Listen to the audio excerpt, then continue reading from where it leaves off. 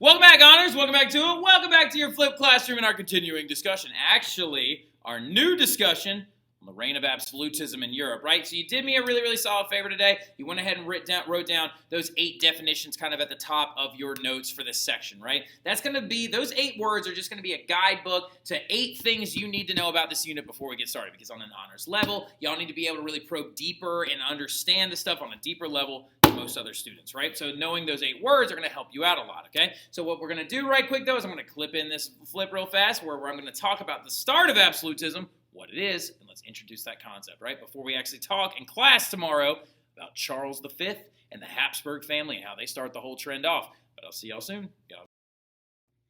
So the thing about it that we need to understand is what is absolutism, right? When you're talking about absolutism, you have to first start off by the fact that you need to define what that concept is, right? So absolutism is a little bit of an abstract thing. It's something that you've probably never encountered before. It's a word that you've probably never had to define before. It's a word that you've probably never had to know because it's something that's based mostly in European politics, right? Like circa 1600, right? Right around the areas of like 1600 up to the 1700s is when absolutism truly took off. Well, unless you're in Russia, and then actually took place in the 17s mostly than anything else, right? Well, also you could argue the 16s as well with Ivan the Terrible, but we'll talk about all that stuff a little bit later on. Absolutism is such a big deal, though, and it's so connected to the state that you live in, right? More than any other state in the entire country of the United States of America, you are more connected to absolutism than any other one. Because Louisiana, when you think about absolutism, the very first person that pops into everyone's mind is Louis XIV, the absolutist of Europe, the guy that is like the cookie cutter for all other absolutists that would come before or after him or whatever. If you wanted to be an absolutist, you basically wanted to be Louis, right?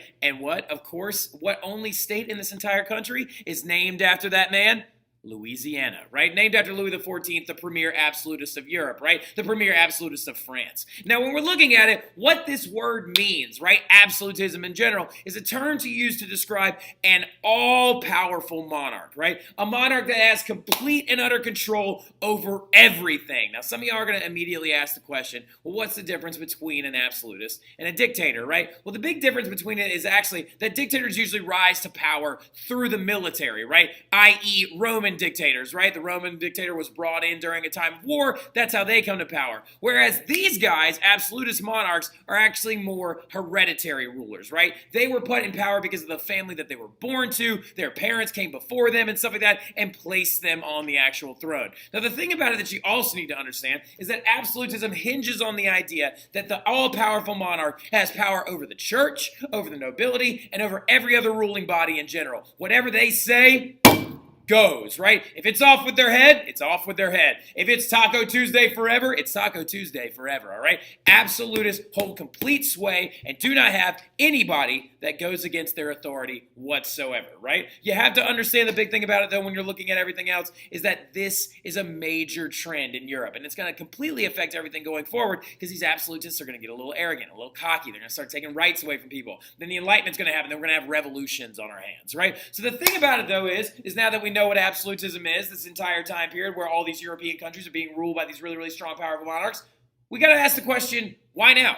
Why in the 1600s? Because as far as you've ever been told by, like Life or History or the Disney Channel, is that like kings and queens have always had ultimate power. In your mind, when you think of a king or a queen, you think of a strong central ruling body that is not checked by anyone, right? But of course, the thing about it is it didn't really take hold until the 1600s, right? Up until the 1600s, king's power was pretty limited, actually. Monarchs didn't have as much power as the nobles nor the church. So why now? Why the 1600s? Well, a lot of it has to do with several different factors, but one big one is feudalism is beginning to die, right? Feudalism in Western Europe in particular is starting to die off, right? And since that's occurring, the nobles are losing some power, right? And that's giving more power to the monarchs themselves. Feudalism is beginning to decline after exploration because of the massive influx of goods, products, and things coming in from the colonies and also over the Atlantic Ocean, coming from places like North and South America, sugarcane, potatoes, pumpkins, turkeys, all these different items that are now coming in through the ports. You didn't need as many people to actually sit there and farm wheat or grains on these actual like feudal lands with these nobles and stuff like that. You didn't need hordes of people farming wheat and stuff like that because you had greater access to foodstuffs and other different wares, right? So now that we have a transatlantic trade network popping up, the Columbian Exchange is bringing all these goods in, we just don't need feudalism as much, right? You just don't need it as much whatsoever. And so really, really quickly, when I say power is growing, whose power is growing? The royals' power is growing. The kings, the queens, their power is growing. And a lot of it, too, is just because, you know what? In the long run, feudalism was going to die out eventually. It's a very outdated system, right? It's something from the Middle Ages that has held on for hundreds and hundreds of years. You could argue for over a millennia.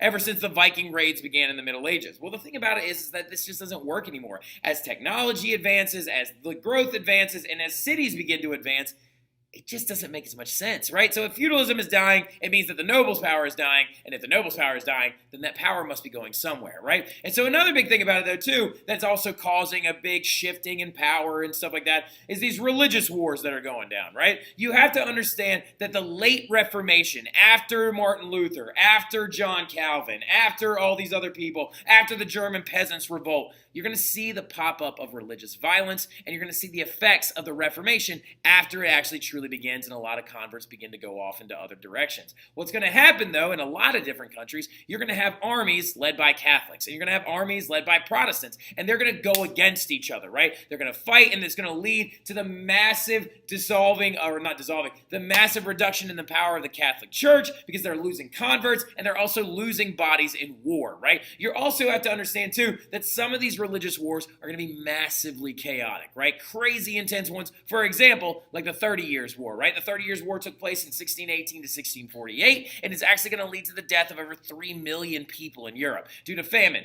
death, pestilence, sicknesses, all these other different things, and it's going to lead to the death of millions of people, weakening the church, losing even more followers, losing even more money, and losing even more power, right? As people began to continue to break off and form new Protestant sects, right? People begin to keep gravitating towards Lutheranism. People begin to keep gravitating towards Anglicanism in England and stuff like that. And then also towards Calvinism in other directions as well. Now, really quickly, it's important to understand that the bulk of Europe was still Catholic, right? The bulk of Europe was still Catholic. All of Italy was still Catholic. All of France is still Catholic. All of these different areas are Catholic. However, the Catholic Church just doesn't have the same kind of power that it used to during the Middle Ages, right? So this is really, really important that we see the fact that who are we talking about here?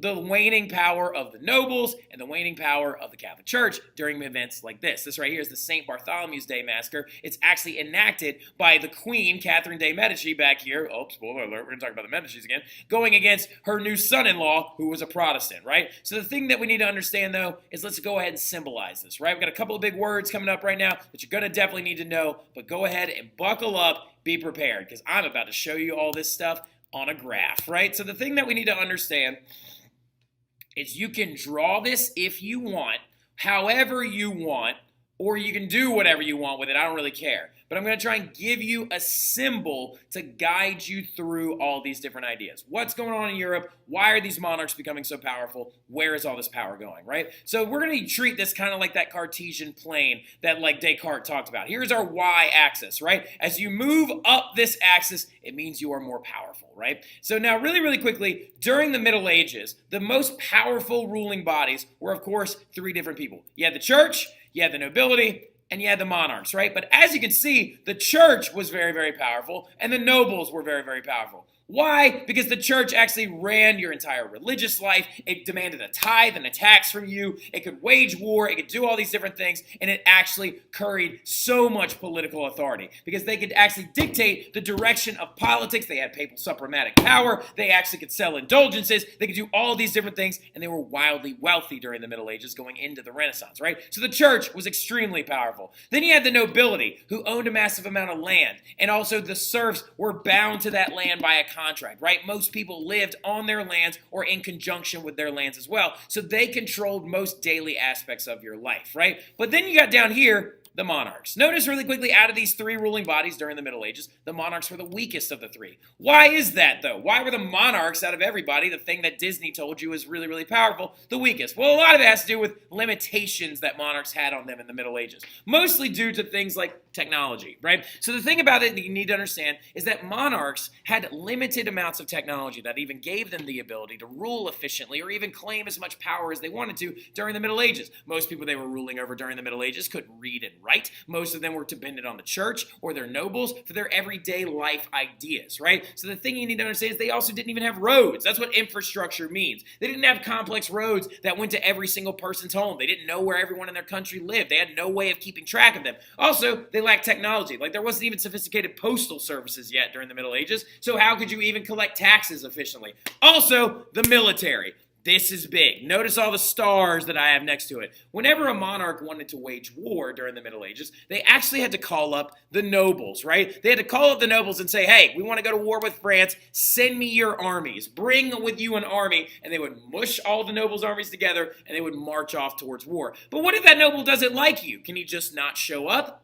Yeah, if the noble doesn't want to show up with the military, he doesn't have to. So this is a massive amount of limitations on the monarchical power, right? They can't control their own military, they don't have the technology to tax effectively, and they don't even have roads to get to where they need to go, right? So the thing about it that you need to understand, though, is everything is going to change going into the 1500s. The Reformation is going to destroy the power of the church, leading to religious warfare, leading to a reduction in their monetary funds, leading to people breaking off, and leading to new religions popping up like Lutheranism and Calvinism, right? So their power is going to go down. And then the Exploration period and the Reformation period, because the nobles were the people fighting in a lot of these wars and stuff like that, is going to lead to a decline in noble power as well, because they're going to start losing money, right? Their farms are not going to be so necessary anymore. You don't need these serfs to work all day and night farming all this wheat and stuff like that. Now, are they still wealthy? Yes. But do they have as much power? No. So what's going to happen is we are now left with this thing known as a power vacuum. This bubble term thingy right here, wildly important. Make sure you have this word, make sure you have it written down, make sure you have it highlighted, right? So this power vacuum is when it was going to occur right around the 1500s. In the late 1500s, a massive space would be left open by the reduction in the power of the nobles and the church, and it's the absence of a ruler, right? Leaving space for replacement. So really, really quickly, people weren't as powerful anymore. The church had declined, the nobles had declined. So who is going to fill this void? None other than the monarchs, right? The monarchs are going to increase their infrastructure, build more roads, create professional militaries that they can send out to go and fight whenever they feel like or so choose, right? You got people like Henry VIII, Isabella, and Ferdinand are great examples of how monarchs are beginning to grow their power in the 1500s, going into an absolutist phase in the 1600s, right? And they're even going to create more efficient tax systems, right? So they're going to take all the things that limited their power in the Middle Ages, and they're going to flip it over on its ear, right? So that is how they're going to pull this off, and the monarchs are going to grow their power during the 1600s, okay? So that was just a really good visual example of why all this stuff happened, right? And also, you have to understand as well, no one predicted it other than your boy Machiavelli, right? He saw all this stuff coming. Quick review, who is this guy? He's that famous Renaissance writer who wrote The Prince, who begged the question, is it better for a ruler to be feared or loved, right? And he actually deduced the fact that he believed it was like, it's probably better for that ruler to be both, but if you got to pick one, you should probably be feared, right? So the thing about it in general is Machiavelli advocated for a strong central monarch. He thought the nobles were too powerful, like the Medici. He thought the church was too powerful because he watched literally some friar take over the entirety of Florence and then die, right? So the thing you need to understand is that the people of Europe are beginning to gravitate towards the idea of Machiavelli, towards the idea of a strong central ruler like a king or a queen who leads over everyone else, right? And so all of these things are going to give kings massive power and massive amounts of wealth, right? Now, the thing you need to know, though, is how do you spot an absolutist when you have one? Because a lot of other rulers try to become absolutists, but they never actually fully achieved it. Well, a lot of it has to do with these three things, right? And the best way to remember them is if you take your actual bullet points and go A, and then B, C, D, right? The ABCs of absolutists, right? So you have absolutism up here. Now let's do our B first, a bureaucracy, right? See the bureaucracy one right about here? What a bureaucracy is it's a multi-leveled government. An absolutist, to be able to achieve absolute authority, has to have a bureaucratic system. That means that they have people that go out and collect taxes for them, right? They have people that go out and lead the military for them. They actually are going to employ nobles in this, right? The nobles' power was reduced, so they're going to give them little bits and pieces and shreds of power to try and keep them loyal and stuff like that, right? So a bureaucratic system is just a multi-level government. And we'll talk more about that in class. We'll review it a little bit so we can better understand it and stuff like that. You also have to have a centralized government. Centralization of the government means you're ruling from one location, i.e., usually a capital city, right? And the last one is divine right rulership. All absolutists believed that they had been ordained by God to be in charge of their people and to lead them in the way of Christ, and then also to lead them in the way of their all-powerful nature, right? Kings believed that they were bestowed this power by God, and they invoked this idea via divine right rulership, right? But we will talk more about all that stuff when we get back into class, because we're then going to start moving into our big absolutist countries: Spain, France, Russia, and England. Sort of, kind of, right? So make sure you get all this little stuff. We'll review a little extra. We'll deepen our knowledge a little extra. We'll go a little further in our next class. I'll see y'all then. Y'all have a good one.